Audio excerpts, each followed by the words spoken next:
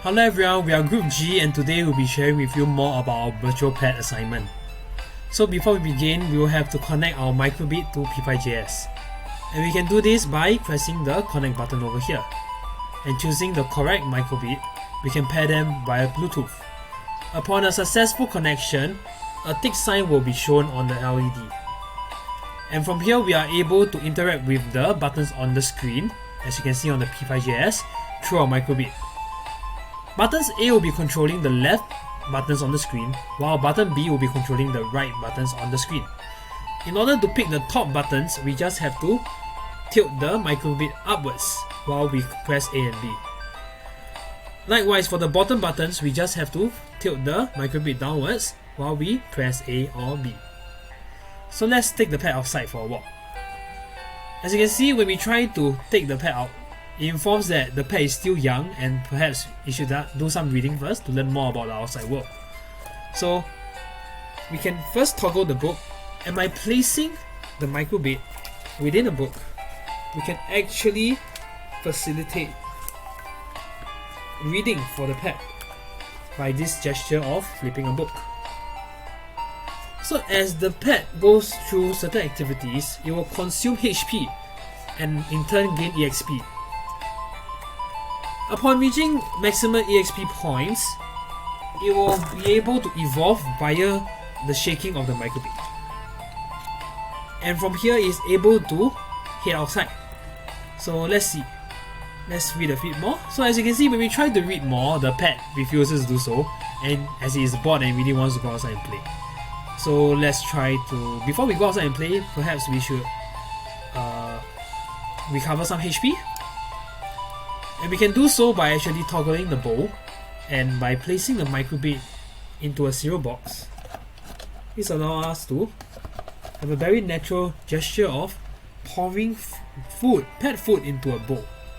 And as we do so, the pet will be able to eat the pet food and recover HP. So after recovering full HP, the pet is now able to head out and play. But before he's able to go out and play, the pet must first keep away everything that he has taken out, including the book. This is the same for the book. If the book is left on the floor, the pet will not be able to head outside.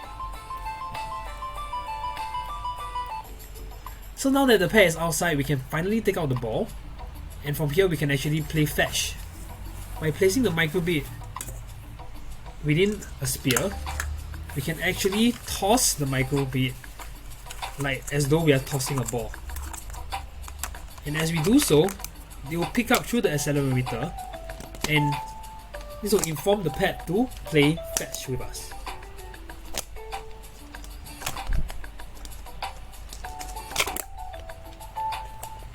So you can see, when we swing, the pet is now playing fetch and gaining experience points.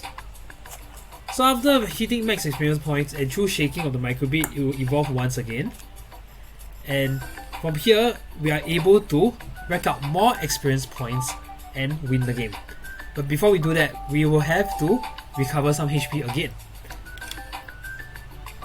So at every junction of the game, the pet is able to consume food and gain HP, as that is the primary resource in this game.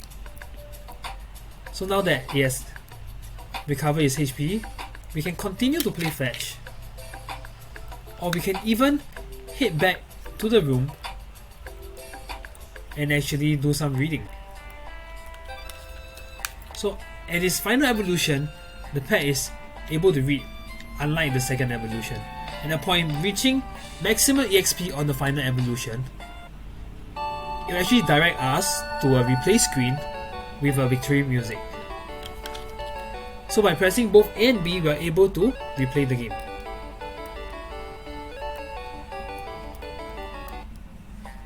So you might wonder what will happen if the pet runs out of HP.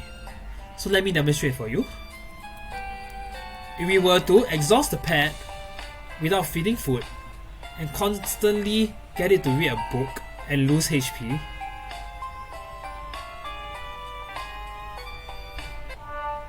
it will likewise direct us to a replay screen, but this time with a game over music instead.